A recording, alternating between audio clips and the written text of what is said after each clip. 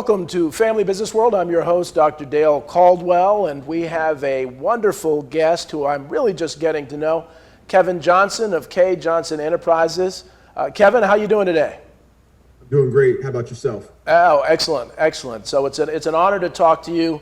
You're CEO of one of the largest companies in New Jersey and one of the largest in Bordentown, a former football player, pro football player, a great guy, and a true family man. It's really a family business. But I always like to begin with origin stories. And so Kevin, tell me a little bit about where did you grow up and how did you get into football and how did you get into development? I grew up in Hamilton, New Jersey. Lived there my whole entire youth life. Single parent, the youngest of four. And I went on to Syracuse University on a full football scholarship. And I think at that point, coming from, a single parent household, not having much growing up, I had to make a lot of decisions as to what my future was going to hold. Right. Was the first person in my family to actually go to college, as well as graduate. So Syracuse instilled a lot of, fundamentals in myself, hard work, dedication, and the rest is really history. Well, let me go a bit. So Hamilton. So you must have been what position did you play? You must have been one of the best recruits out of New Jersey playing for Hamilton. What position did you play? Well, in fact, leaving high school, I was probably one of the top 5 highest recruited players in the country at the time.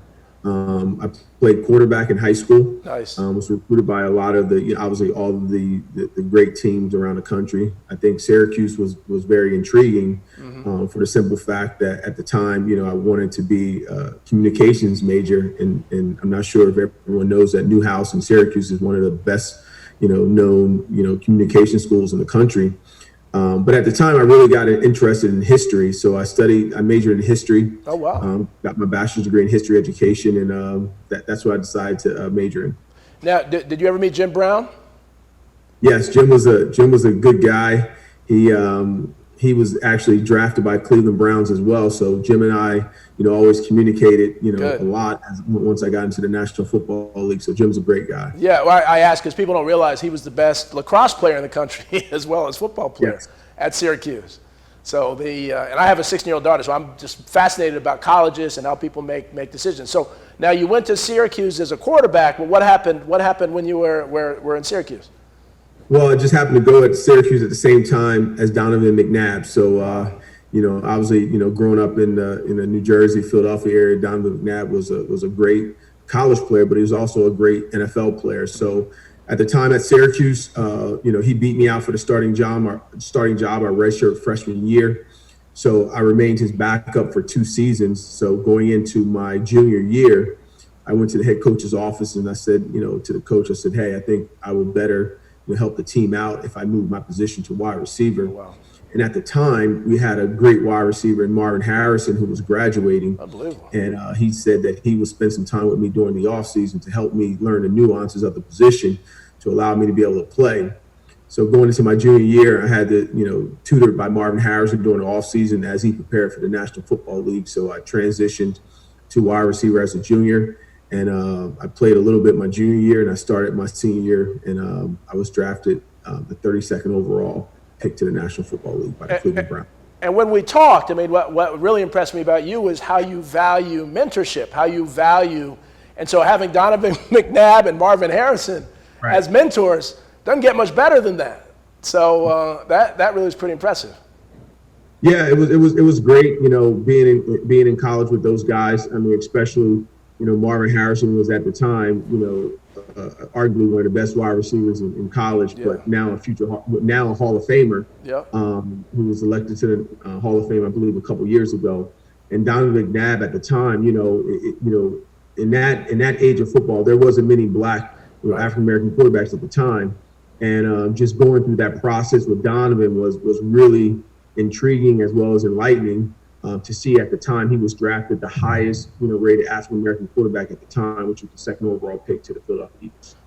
Well, wonderful. But you see, and I've talked to a number of football players, how that training really prepares you for the world of business, for being an entrepreneur and so on. Talk a little bit about that. What did you learn playing football that has really helped you grow this amazing business? I think one of the key things that you learn is hard work and dedication. Right. Nothing becomes easy. Nothing worth having comes easy. So you got to really put in what you want to get out of it. So I think, just training for football, and especially training at a high level to be the best, is going to take everything you got. And you can always, they say, aim for the moon, because you would always be among the stars. Right. So I think, that early, work ethic, that early toughness, and that was instilled in myself, it really prepared me for, life after football. I think when you get into business as well as development, nothing happens easy. I think patience is something that, as a youngster, no matter girl, boy, whoever you are, it's very hard to develop patience. In today's age, everyone wants things, instant gratification. Right. But I think through hard work and dedication, I think Malcolm Gladwell said it best. It's called the 10,000 hour rule. Right. So in order to be good or great at anything, you got to put a lot of time and effort. And I think that, learning those traits at an early age really instilled, what the business world would be like for me. And so before we jump to K. Johnson Enterprises, just for those that haven't been in the NFL, what's the toughest thing about being a very active NFL player? What is it the injuries? Is it what is it? I mean, you have to compete every day. Yeah. I mean, you have to go in there with the mindset that I have to not so much earn a job, but keep my job. Right. Because everyone's coming in every day trying to take your job. And so you have to really learn how to compete. You have to learn how to study. You have to learn how to just try to be the best every single day. You're only as good as your last day. Yeah. So I think, one thing about professional sports is you develop a lot of, thick skin. People are talking about you every single day. People are telling you you're great today, you're bad tomorrow. So you really have to have, we used to call it, you have to be like a duck on water. It just has to roll off your back and really not focus on what the people are saying outside the room. Just make sure that you set a great example for yourself, your teammates, and just continue to bring your lunch pail every single day and give your best effort. See, and that sounds like great preparation for the business world. So you retire from the NFL. What's your first project? What was your thought process? Because I really want the audience to know, okay, all right, you've been successful at one career. What does someone think of when they're going to the new career? What were you thinking about doing right after the NFL? Well, I had a really good mentor, while I was playing in the National Football League. Troy Vincent, who's actually from New Jersey, PA area, lived in Trenton, and who's now has had a great, second career as well, is basically the second in charge of the NFL, pro football. So Troy always stated while we were playing was prepare for life after football while you're playing. Because one thing about the NFL, everyone believes that it stands for National Football League. But inside joke between players, we always looked at the NFL standing for not for long. Yeah. So always prepared prior to leaving football, Right. For life after football. So one of the things that I've always done was I used to buy every year, I would buy 2 or 3 condos or townhouses while I was playing. Because a simple rule of thumb at that point was to, if you buy in 3, if you sell 2, you will own 1 free and clear. So Right. when I entered football, I started buying a lot of real estate, houses, townhouses, and condominiums. And so over my career, it was 7 years, I amassed a lot of property. So I always wanted to prepare for, once I'm done playing, that I can maintain a lifestyle that I had created for my family. And at that point, it was renting out, houses, townhouses, and or condos. So at that point, I started to develop the love for real estate, developing things and trying to, be a developer and business guy. So that's really how K. Johnson Enterprise really developed. Oh, interesting. And so now you did projects, I guess, in Hamilton before moving to Bordentown, or when did you move to Bordentown to really build this amazing business? So in 2005, I tore my Achilles tendon. So at that point, Achilles tendon was really a career-ending injury. So I went down to Birmingham, Alabama, and had surgery under, Dr. James Andrews, who's probably one of the best world-renowned, surgeons around the country. So his physical therapist at the time was Kevin Wilkes.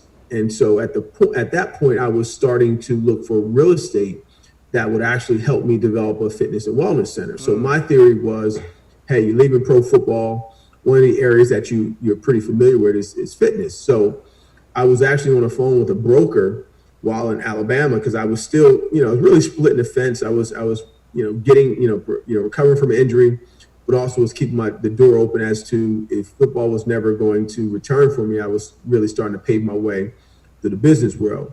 So at the time, Kevin Wilkes stated to me, he said, Kevin, if you're going to get involved with fitness and wellness, you should be affiliated with the medical side of it. He said, because people, going forward want to live longer.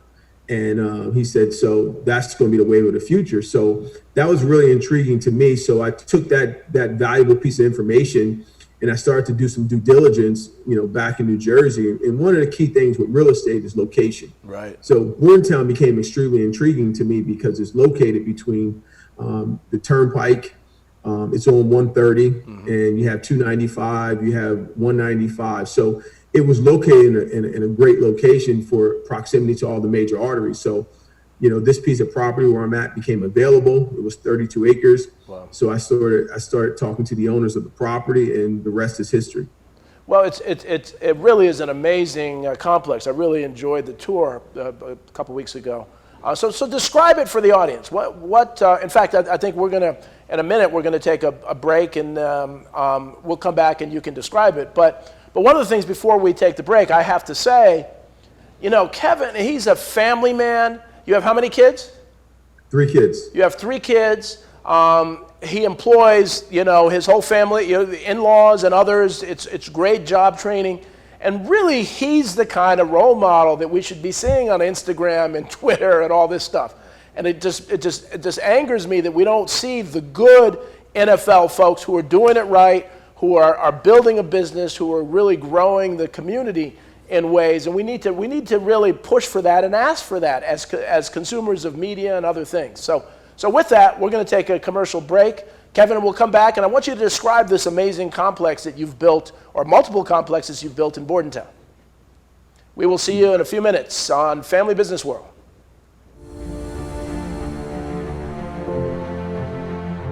Kinda new here, but I've noticed a trend. My human does this funny thing where she goes around and gets all my toys, and then she hides them in that basket by the door. But it's always the same basket, and it's always in the same place. And then she acts so surprised when I find them, but, she's putting them in the same basket. Again. It's like, hello, that's where you put it last time. You were the worst at hide and go seek.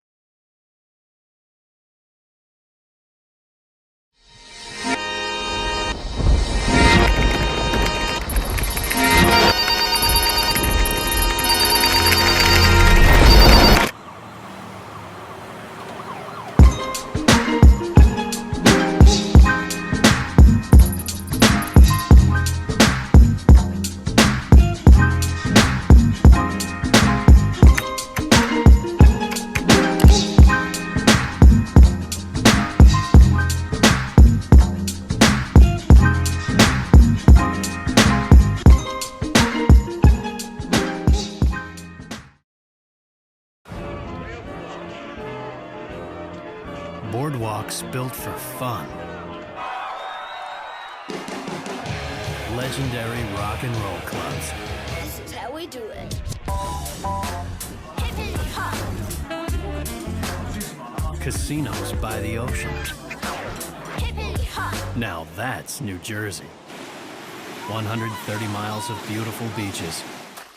Solid rock. And everything in between. Look in the window. Now that's New Jersey. Plan your New Jersey trip at visitnj.org. Waves of fun. Nights of excitement. And a trail of memories. Now that's New Jersey.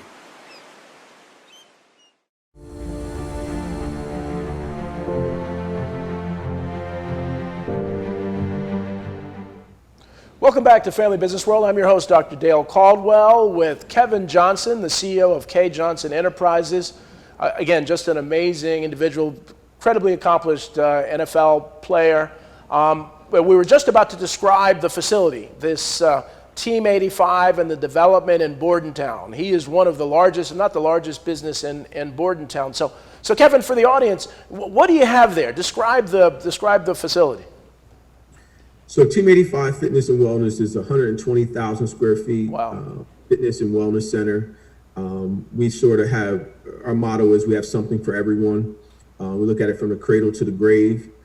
Something that I thought that was very important for this community was to create an environment that you have something for everyone, a one-stop shop. And I think the most important thing that we have as people is our time. Yep. So for me was to try to create an environment to where a mother and a father can come work out, where they can have their kids into a sports program, an arts and crafts program. Grandma can come work out. We have a senior program here at the health club. We have, a nice cafe. COVID has come, so we've sort of pivoted and started to change a couple things, within the club. But we pretty much have basketball courts. We have bocce ball. We have badminton. We have so many different programs and things to do here that, we call ourselves, a one-stop shop. Mm-hmm. Team 85 is now we're expanding Team Campus to include a residential portion. Right. So I'm in the process of building 82 55 and older apartments. Later this year, I'm going to start on another 270 apartments for just market rate apartments for everyone. So we just look at an atmosphere to have a live, work, play environment to where the average person can come here and have a great experience, love the location. And we just try to do our best to make sure that we have everyone who comes in here, we try to make it the best part of their day. Because we know things are stressful out there in today's everyday struggles, everyday reality. And we just hope that everyone can look at this environment as a great social environment, place to meet friends, place to, interact with their family. And it's just a great environment that I'm proud of. It really is. And what I like about it is you put a lot of thought into really designing it in the structure. You were talking to me about kind of the work, live, exercise philosophy. Talk a little bit about that for the audience, about that approach to what you're building. Well, I think in today's society, everyone wants to be, into like that urban lifestyle, that urban community where you can be in a walkable type environment. So what's big that's coming down the road is that 15-minute walk time. So everyone would love to be in an environment to where most of the things that they use on a daily basis is in a walkable community. So I just tried to get on the forefront of that process and to develop, an environment to where you have medical, office space. So on the campus here, we have St. Francis Medical Center, who has an adult daycare center. We have JAG 1, who's a physical therapy group. On a property I own directly across the street, we have Rothman Institute. We have Capitol Health Medical Center. So we have a lot of different array of people around the campus that provides the end user, whether it's the member at the health club or the resident who lives between one of the two properties. It can be in walking distance of great medical care and just have the opportunity to be able to basically live their best life and be around good people and be in an environment that is very pleasing to the eyes. We have a great landscape, experience when you're walking through the property, you're driving through the property. So we try to make an experience for the person who's coming here that it's something that they like to be around. Again, we call it Team Campus because the meaning behind that is together everyone accomplishes more. So we wanted to make sure that we let everyone know this is very inviting to everyone, and we great reviews, members love it. People visiting the campus love it. So we think we're making some really positive headway with how it's being done. And I love that team. Together, everyone accomplishes more? Yes, correct. Okay, good. No, I love that. I love that. And so Team 85. Now you're looking to really build more franchises around the country, Team 85? Well, that's something I definitely would consider. I think we created a great model. We created a great business plan. And we think we created something that we would love to share with more people around the country. And I think where we are today, if you look at COVID and some of the effects of COVID is that if you're more of a healthier population, that COVID had a less of an impact on you. So if we can allow people to live a more healthier lifestyle and include fitness as a daily routine, I think it would only improve people's, living their best life. So we're definitely looking into that, and hopefully that we can expand on what Team 85 has to offer around the country to many more people. So the Rothman Institute that they have there, is that their main campus, or is that just one of their many buildings? That's a satellite location of what Rothman Institute is. Rothman is a very accomplished orthopedic surgeon group, I believe out of Philadelphia, and they are in this Capitol Health building, which is directly across the street on Team Campus 2. Well, Kevin, we joke about that. So I run the Fairleigh Dickinson University Rothman Institute of Innovation and Entrepreneurship, and it's a different Rothman. So when I tell people I'm at FDU Rothman Institute, they said, "Oh, you did my knee. You did my." I said, "No, we focus on entrepreneurship, so we don't do that. But we'll take credit for doing that." And so, all right, so you've built this complex, and how many acres again is it? It's a total of 58 acres. So 58 acres. How many, including apartments and condos? How many square feet? Oh man, in New York, maybe about 700, 800,000 square feet. Yeah, I'm saying this is serious. I mean, but yeah, that's what I'm saying. It's like, 700,000, 800,000 square feet. And so, as you look, and we've talked about, this is such a wonderful complex. It helps the community. It makes money. So there's a real opportunity to expand and do this. Are you really looking to develop a business plan to really expand the business around the country? Yeah, it would definitely be nice. I think right now, as we mentioned earlier in the show, my family is extremely important to me, and I just want to make sure it's a total balance. So if we're able to, hire some great people who can understand the business model, understand the business plan, and we can expand it that way, it would be great. I have a son right now who's graduating from college probably in the next year or so. I have my middle son who's going to college. So those guys are very ambitious. They're hungry, and so they've taken on the likes to real estate. So I really hope and pray that they get involved with it and they can take the business to the next level. They're on the same page. They love it, understand it, and so I just want to make sure I balance it out at this point. But if we can have some good, solid people come in and willing to take the business to the next level, we're ready to go now. And we won't get into some of the nuances, but I've talked to a number of former pro athletes, and you and I have even talked about this, is that, in the sports, you know if you're successful or not. The measure of success is real easy, right? It's real easy. But the measure of success in business is a lot harder, because, you do well, you do a project, you make a lot of money, and you think, okay, well, I've won the Super Bowl. Well, but then there's politics. And so in New Jersey, there's all sorts of politics, and we've worked, I used to be Deputy Commissioner of the Department of Community Affairs, which oversees, a lot of the development in the state and the housing and other things.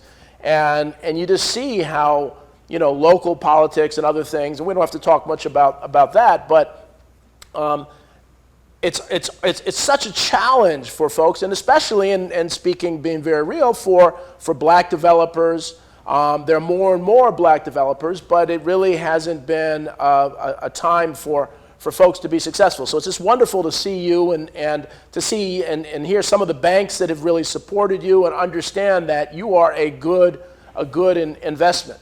So as you look back, and if you're talking to a young NFL player who's just retiring and looking to get in development, what are some of the lessons you would give for them to as they get into this business that you wish you knew when you got into the business? Well, one of the things I've always strived to do is, I say, if you're starting to go up on the elevator, always hit the button back down and help someone younger than you. So one of the key advice things I would tell a young player, whatever sport you're in, football is typically, you have an off day in the NFL on Tuesday. So I would tell them to go into their player development office and ask them to set up meetings every Tuesday throughout the season with one of the CEOs of all the major companies within your city, and have the player buy lunch and ask them how did they do it, and just get a very easy dialogue, and just ask them very simple questions. How'd you do it? And just ask, what were some of the pros and cons, the good and bad things that you've experienced in your rise to the top. The player development guys can easily set up those meetings and allow players to ask those candid questions. And I think over your career, you will get a lot of information. And they always say, soak up all the information like a sponge. Right. Put all your money in a bank. Don't even invest your money. Put it in a savings account and draw 0.001% interest. You don't need to make any money. Right. But that information that you're getting from those CEOs are so valuable, and it will carry you so much further in life that it would be priceless. So that's the advice that I would tell any guy. And then once you're out of the league, then you start to put that good advice to use. Don't listen to these financial advisors and telling you where to invest your money and how to invest your money. Just save it. Just put it in the bank, because if you can just keep what you got and don't worry about making more money, you'll be more than fine. So that would be just a little bit of advice I would give guys. Well, man, that is brilliant. That really is brilliant advice. I mean, the challenge is, Kevin, and so one of the things that as you're talking that's even most impressive about you is that you don't believe your resume.